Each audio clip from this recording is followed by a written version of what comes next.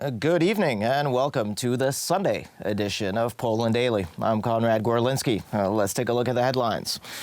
Well, we start this evening here in Poland, where we're experiencing an extraordinary rash of appearances of fake special services employees.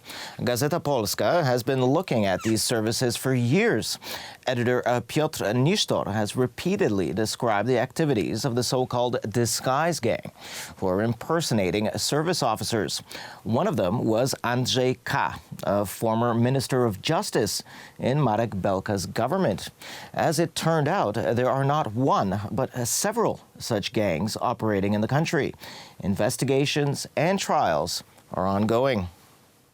So-called gangs of disguise were groups that impersonated Secret Service officers. The criminals tricked entrepreneurs into believing that they had influence in the government and promised favorable solutions for those involved for a lavish fee. One such group was co-founded by Minister of Justice in Marek Belka's government, Andrzej K.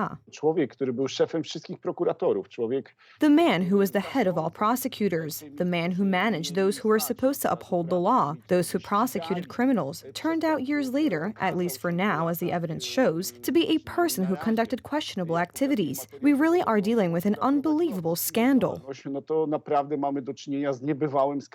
most notorious group was led by Przemysław W., a paramedic, and Adam W., a photographer. Both men claimed to be officers of the Military Counterintelligence Service and the Internal Security Agency. Their background consisted of 3 members of the dismantled Military Information Services, Andrzej M., Jerzy K., and Robert Z. It is clear from the published recordings that the members of the group knew perfectly well that they were dealing with a crime.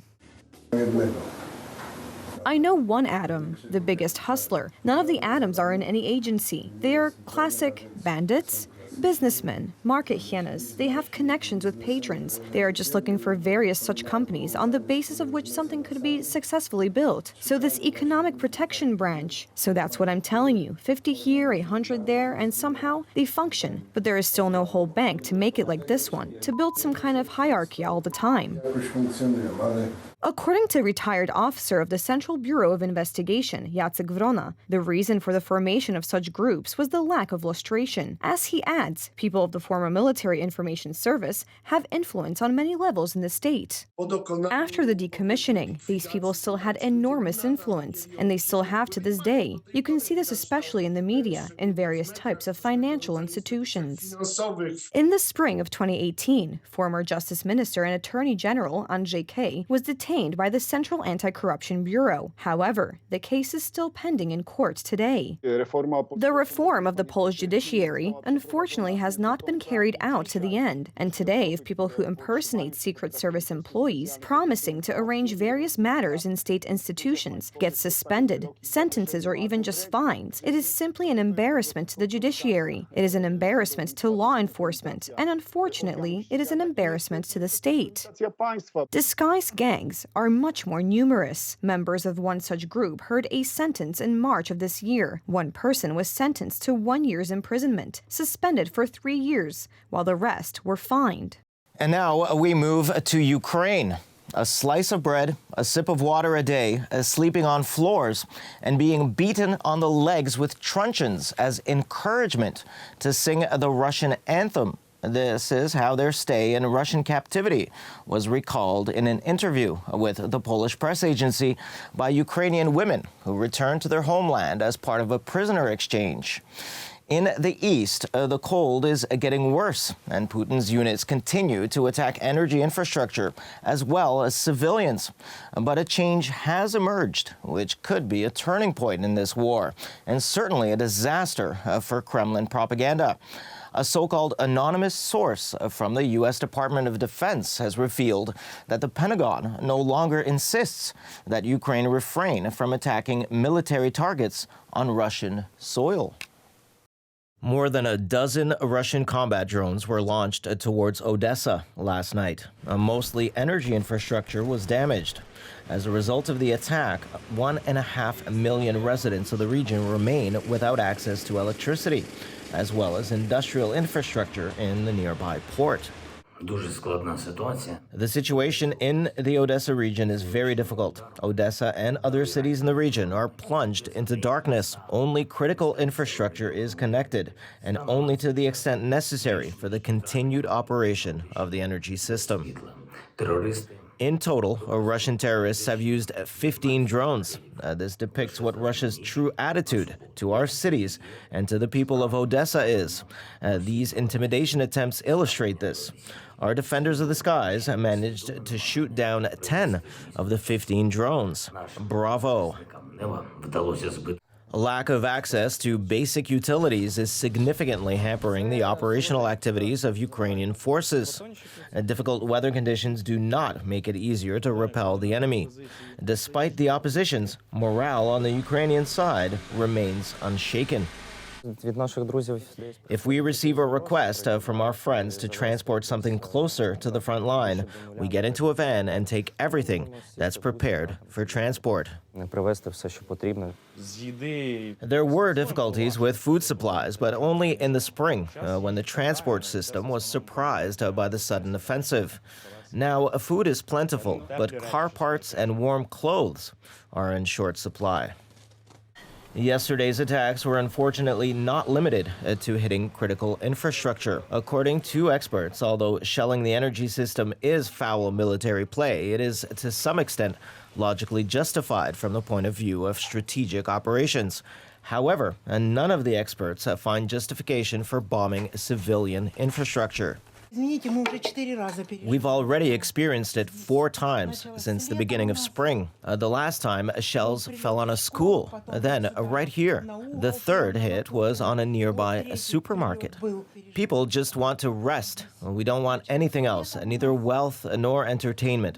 We just want to fall asleep in peace and wake up in peace.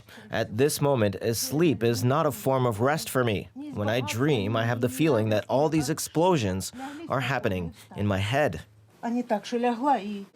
Meanwhile, the EU Council has approved 18 billion euros in aid for Ukraine. Hungary prevented the disbursement of funds from the EU budget a few days ago. EU member states passed legislation yesterday allowing the package to be approved in the absence of unanimity among voters.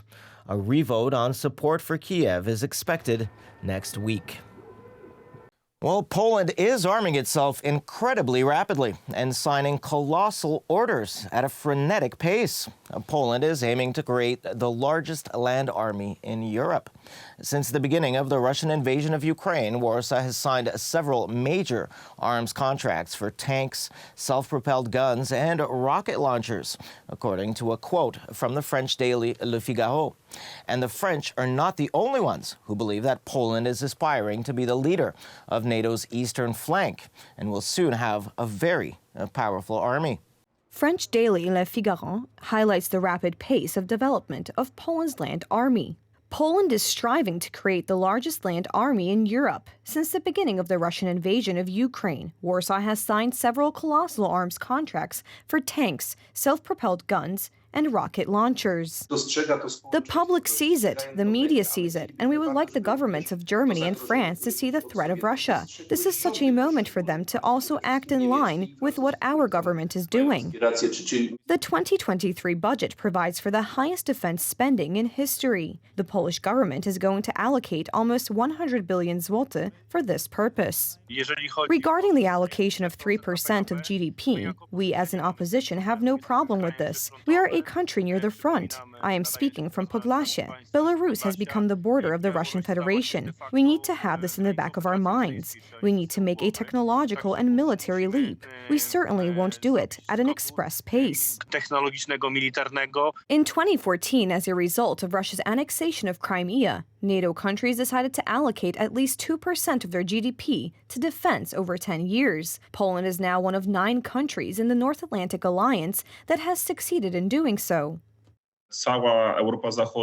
Western Europe as a whole has been systematically reducing its military potential, as there has been no specter of conflict for the past 30 years on such a scale. Now, in this situation in 2022, we see that investment in the potential of ground troops with the threat of Russia, so a typically land-based state, is the basis for modernization of the armed forces.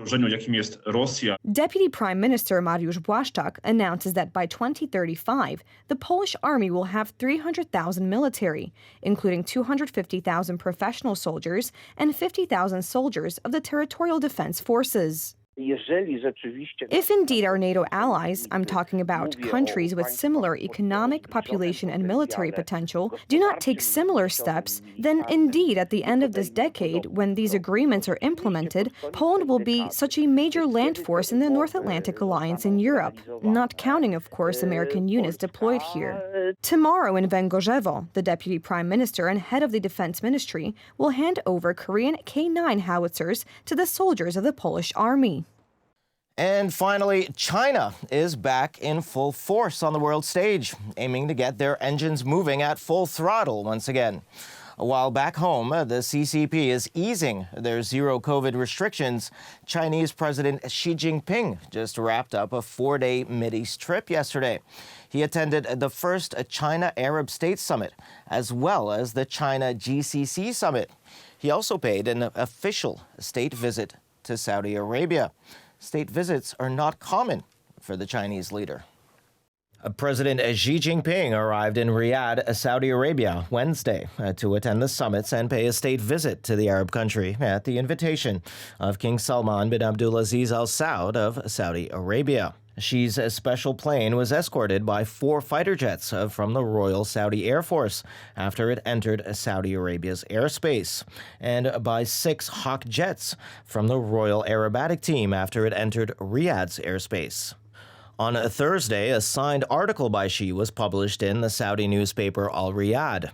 In the article, Xi said the visit will carry forward the traditional friendship and usher in a new era in China's relations with the Arab world, with the Gulf Arab states, and with Saudi Arabia. On the same day, Xi attended a welcome ceremony held by Saudi Crown Prince and Prime Minister Mohammed bin Salman Al Saud. Xi held talks with the Crown Prince, with both sides agreeing to jointly advance the China-Saudi Arabia Comprehensive Strategic Partnership. Xi also met with the leaders of Egypt, Tunisia, Algeria, and Iraq, among others. At the China-GCC Summit, he delivered a keynote speech and issued a joint statement between the People's Republic of China and the Cooperation Council for the Arab States of the Gulf, where a 2023 to 2027 action plan for strategic dialogue between China and the GCC was adopted, and plans were made for China's cooperation with GCC countries in various fields. In a declaration issued following the summit, the two sides agreed to make all-out efforts to build a China-Arab community with a shared future in the new era, marking an epoch-making milestone in China-Arab relations. Well, as usual, thanks very much for joining us this evening. Please stay with us for Poland Daily Weather, Poland Daily Business, and other programs. But from me, it's have a wonderful week ahead.